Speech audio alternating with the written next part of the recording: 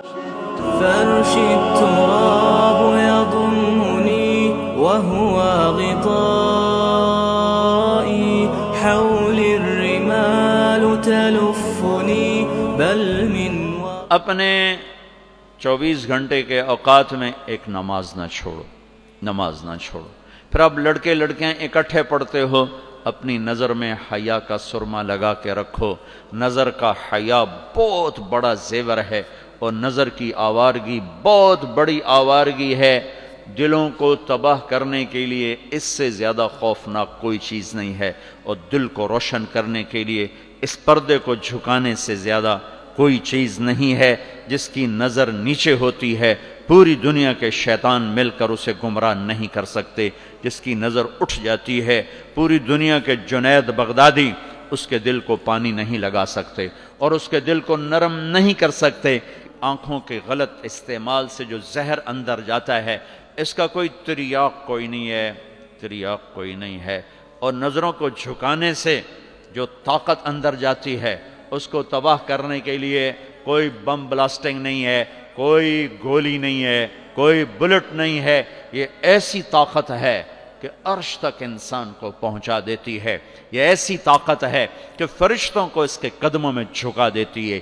یہ ایسا نور ہے کہ جب تمہاری آنکھ بند ہوگی تو اللہ کی قسم سورج چاند کا نور بھی تمہارے نور کے آگے شرمائے گا، ماند پڑ جائیں گے یہ نور۔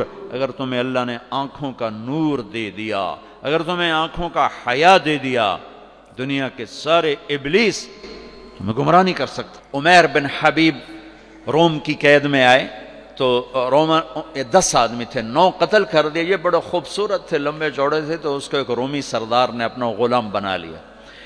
پھر اس نے کہا کہ اگر تو عیسائی ہو جائے تو میں اپنی بیٹی بھی دیتا ہوں، اپنی ریاست بھی دیتا ہوں۔ تو انہوں نے فرمایا کہ سارا ملک عرب بھی دے دے اور ملک روم بھی دے دے، میں ایک پل کے لیے بھی اپنا دین نہیں چھوڑ سکتا۔ پھر اس کو ایک ترکیب سوچی، اس نے ایک گھر پورا خوبصورت فرنشڈ اس میں ان کو بند کر دیا، اور شراب بھی رکھ دی، کھانا بھی رکھ دیا۔ ایک خوبصورت لڑکی کو تیار کیا کہ اس سے گناہ کرواؤ۔ وہ آ گئی، وہ گناہ کی دعوت دے رہی، یوں بیٹھا ہوں۔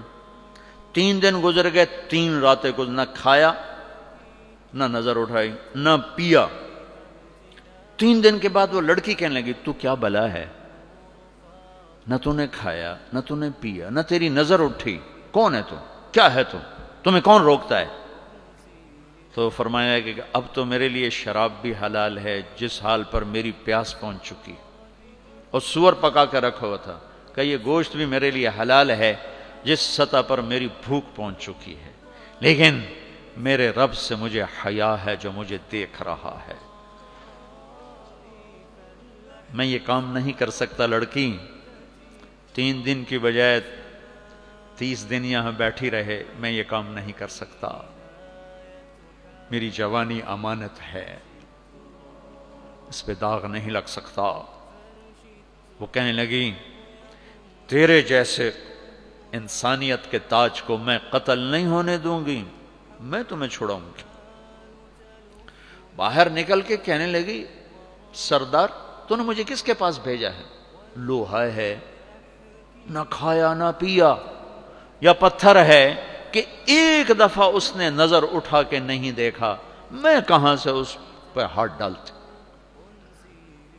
اور پھر رات کو آئی، ایک تھیلے میں کچھ کھانا اور ایک مشکیزے میں تھوڑا پانی، اور اس کو چپکے سے نکالا، کہا کہ یہ دیکھو تارا، قطب ستارہ دیکھا، کہ اس کو یہاں رکھنا کندھے پر اور چلتے رہنا، رات کو چلنا دن میں چھپنا، اگر اس کو تم نے اس سیدھے کندھے کے ساتھ رکھا تو ایک دن تم عراق پہنچ جاؤ گے۔